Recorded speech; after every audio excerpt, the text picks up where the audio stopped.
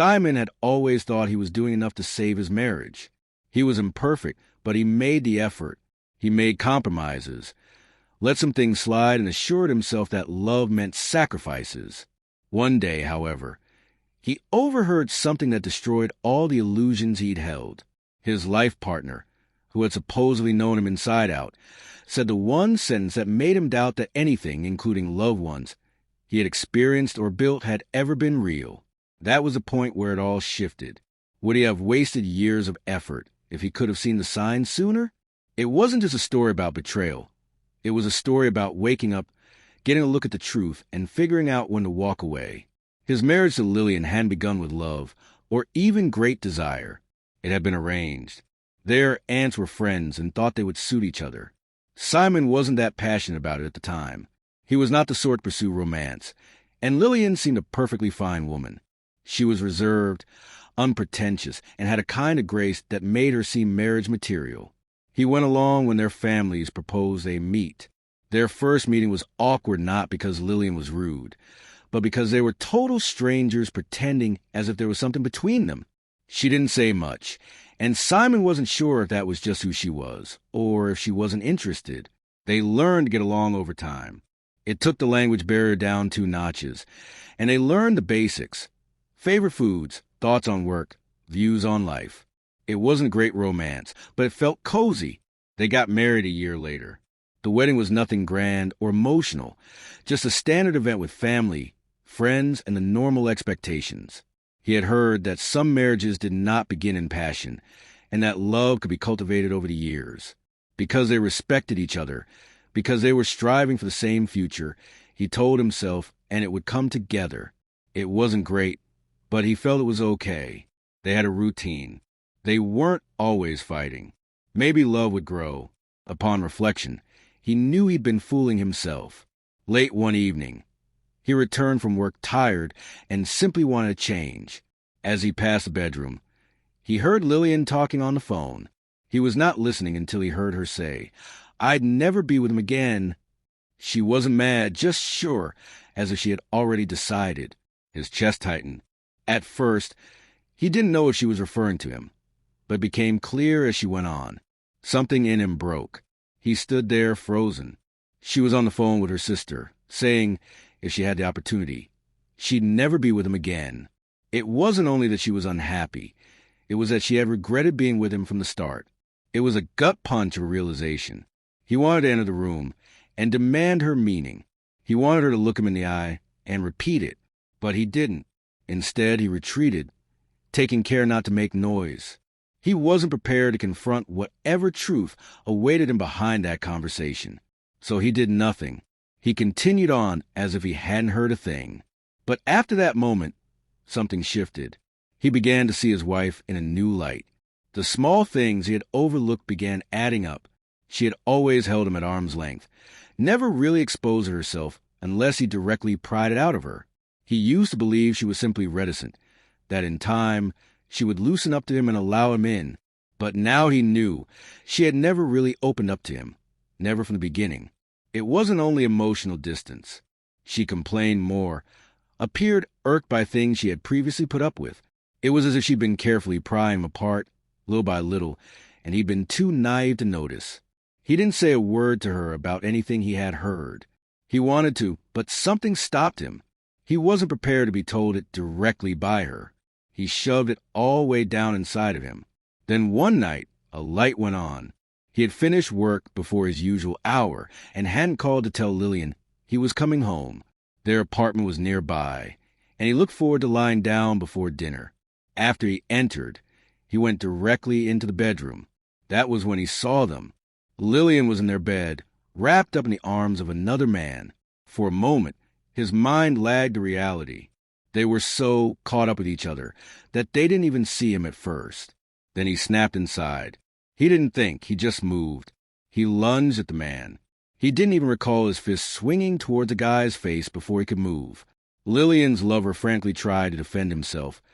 Unprepared for a fight, he staggered backward, terrified as Simon hit him again.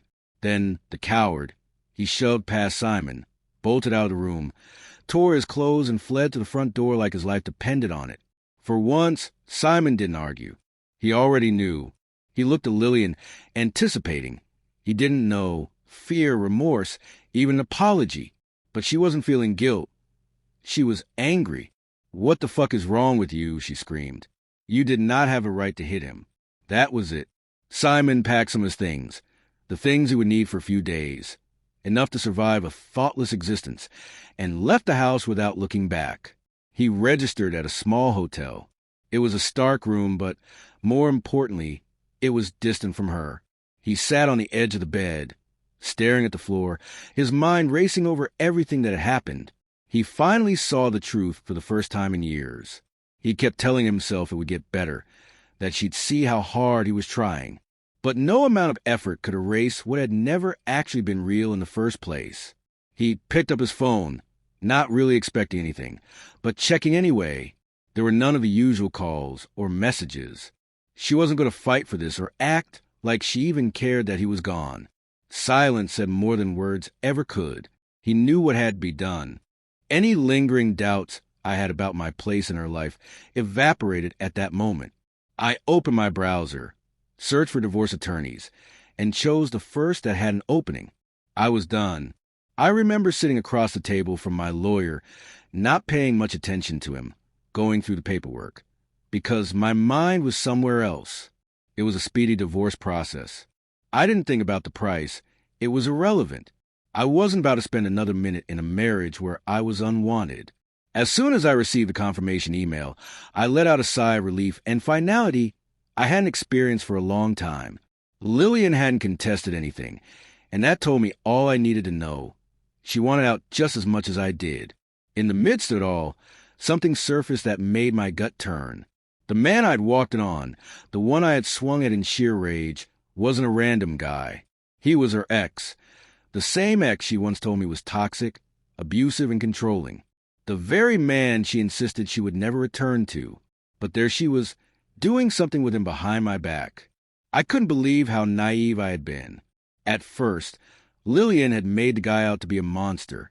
She told me that he had manipulated her in the past, that he never respected her boundaries, and that she was glad to be in a stable, loving relationship with me. And like a sucker, I fell for it. I was a safe choice, the man who would do right by her, the one who wouldn't hurt her like he did. But in retrospect, I began to doubt everything. And if he were so terrible, why did she go running back to him the instant she could? Had she ever actually left him, or had I simply been a fallback plan? The guy she settles for when she wants something comfortable? The truth hit me hard. She never loved me. She probably loved the idea of me. The security, the stability, the way I bent over backward to keep her happy. But love? How many times did you have to say that was never in the equation? And the worst part? I had seen the signs. All of it was right in front of me, and I ignored all of it, telling myself love was something that develops over time. But I figured if I was patient, if I simply tried harder, she'd realize how much I cared and she'd eventually love me in return.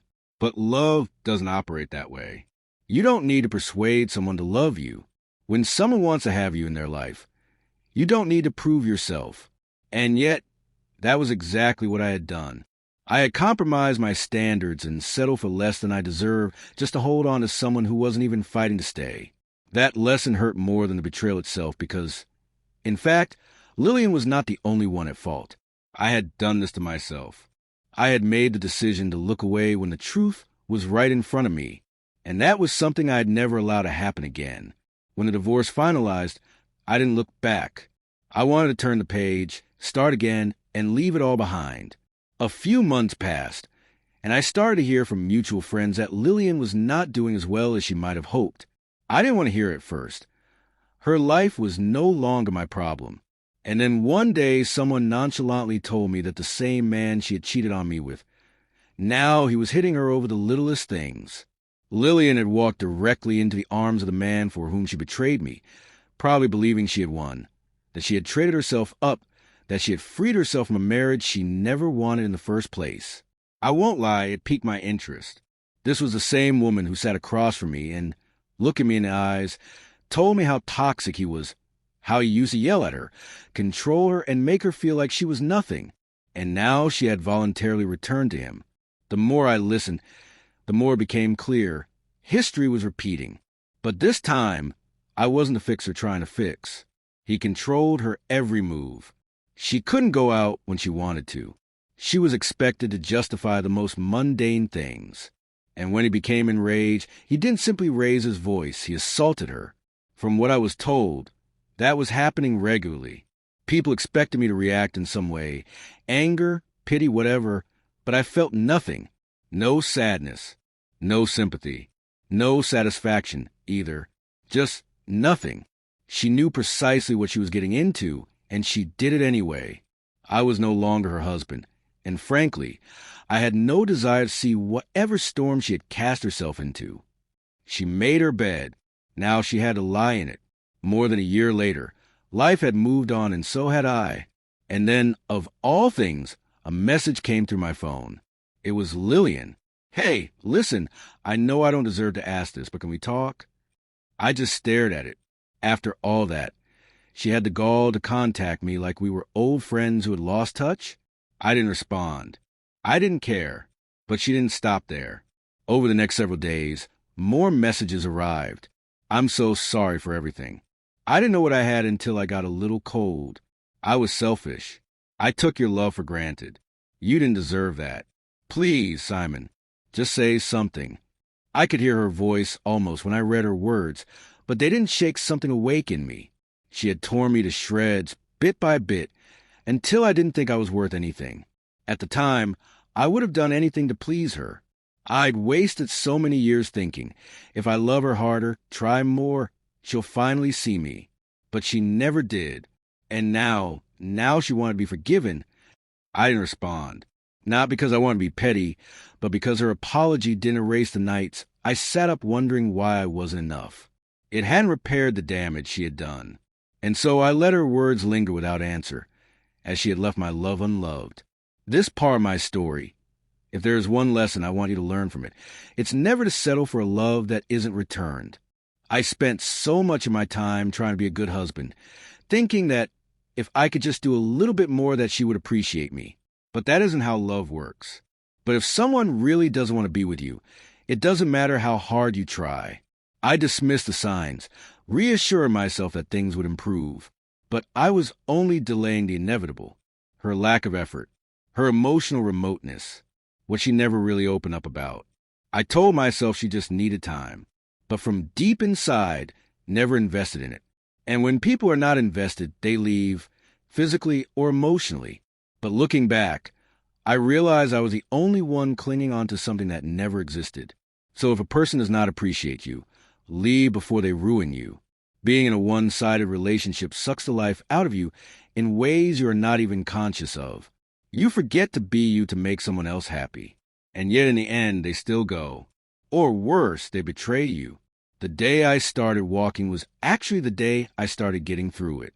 And let me tell you, there is nothing better than putting yourself first.